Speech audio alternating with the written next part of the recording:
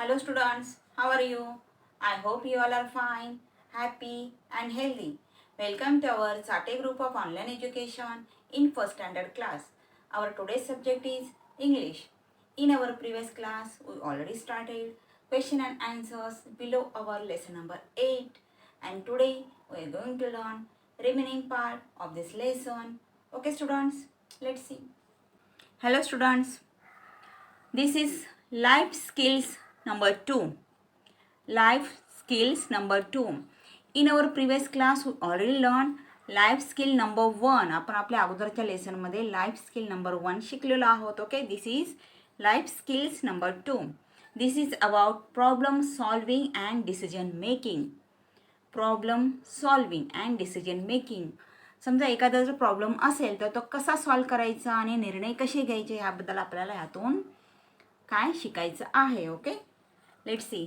Laughter, the best medicine. Laughter is a best medicine. Laughter म्हणजे काय? हसणे. हसणे हे सगळ्यात चांगले औषध आहे. Okay, the best medicine. So see, teacher and Amit. He is Amit and she is teacher. Okay, so teacher asked to Amit, Amit, your composition on my dog is exactly the same as your brother's. बघा, teacher अमितला काय म्हणतात? Your composition on my dog is exactly the same as your brother's. Did you copy it? Teacher अमितला काय म्हणतात की तू माय dog म्हणजेच टीचरांनी त्याला एक कॉम्पोजिशन लिहायला सांगितलं असतो. कोणता? माय डॉग म्हणजे माझा आवडता कुत्रा, असा त्यांनी कॉम्पोजिशन लिहायला सांगितलं असतो, म्हणजेच निबंध लिहायला दिलेला असतो. तर टीचर त्याला काय म्हणतात? माय डॉग ह्याच्यावर जो कॉम्पोजिशन लिहिलेला आहे तो एक्झॅक्टली तू तुझ्या भावासारखा लिहिलेला आहे, सेम लिहिलेला आहे. Did you copy it? तू त्याचा बघून लिहिलायस का? अमित काय म्हणतो? No teacher, we have the same dog. Amit काय म्हणतो? No teacher, we have the same dog. आमच्याकडे सेम डॉग आहे. Teacher and Amita. She is teacher and she is Amita. Teacher asked to Amita, which is more important for us? Which is more important for us? The sun or the moon? म्हणजे आपल्यासाठी सगळ्यात जास्त महत्त्वाचं काय आहे? सूर्य का चंद्र? Amita reply, the moon. Amita काय म्हणते? चंद्र आपल्यासाठी सगळ्यात जास्त महत्त्वाचं आहे. Then teacher ask why. Teacher तिला विचारतात का? Amita gives reply, the moon gives us light at night. The moon gives us light at night म्हणजे चंद्र आपल्याला रात्री प्रकाश देतो. When we need it. आपल्याला रात्री प्रकाशाची गरज असेल तेव्हा चंद्र आपल्याला प्रकाश देतो. But the sun gives us light in the day when we do not need it. बघा, ती काय सांगते?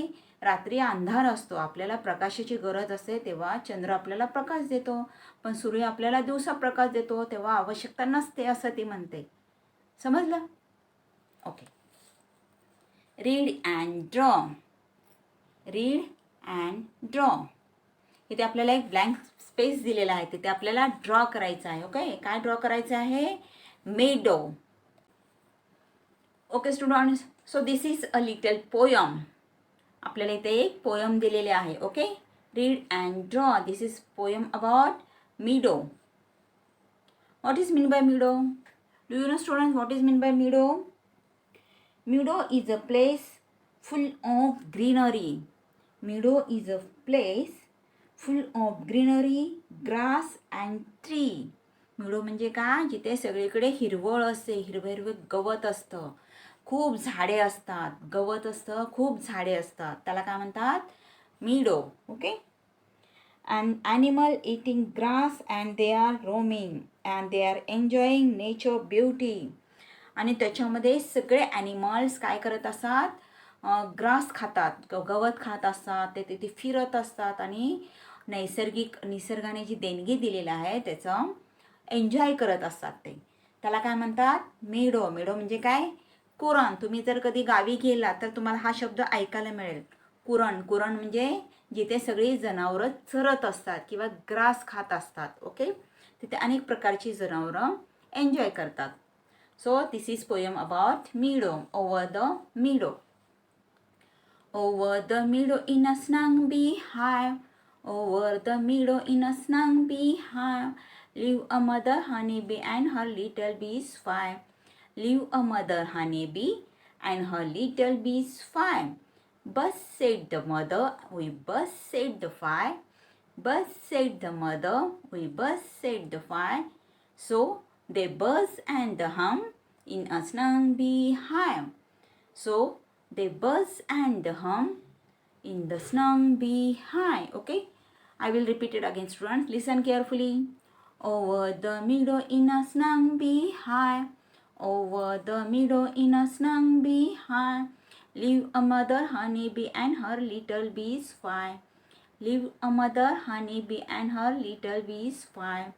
Buzz said the mother, we buzz said the five. Buzz said the mother, we buzz said the five. So they buzz and hum in the snug beehive. So student, this is poem about meadow म्हणजेच काय, कुरण.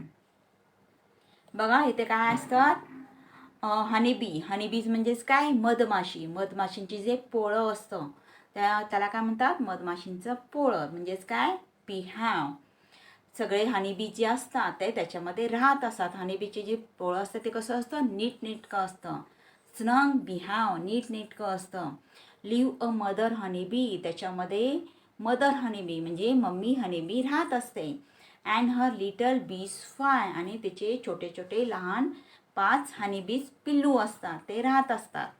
बस said the mother, बस हे काय आहे, हनीबींचा जो आवाज असतो किंवा त्यांचा आवाज साऊंड असतो त्याला काय म्हणतात, buzz. Buzz said the mother, mummy buzz असा मम्मी आवाज करते.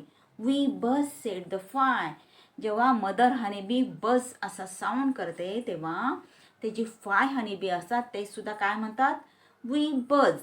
वी बज सेड द फाय, ते 5 हनीबी सुद्धा वी बज असा साऊंड करतात.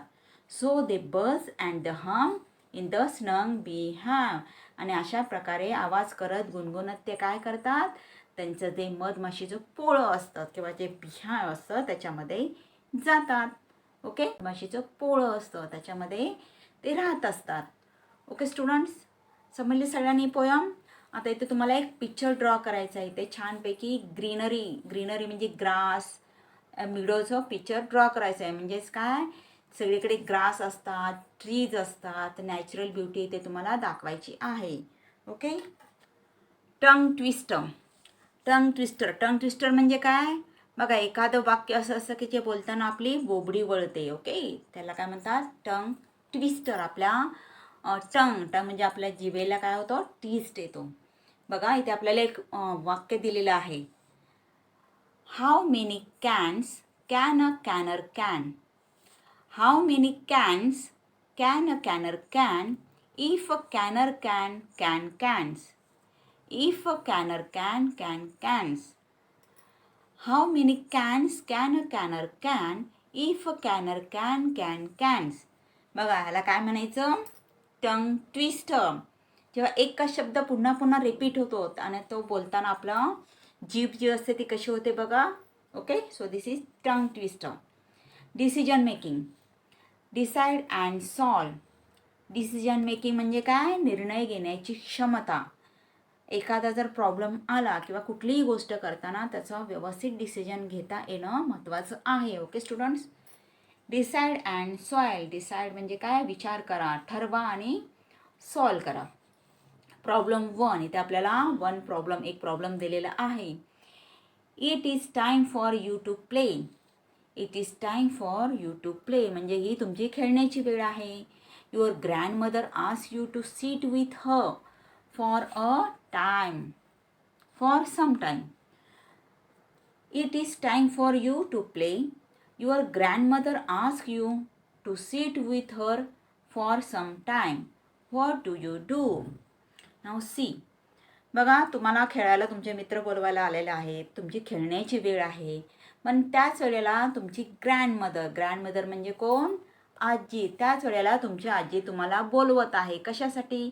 आजीला असं वाटत असतं की तुमच्यासोबत थोडा वेळ स्पेंड करावा, त्यासाठी ती तुम्हाला बोलवत आहे.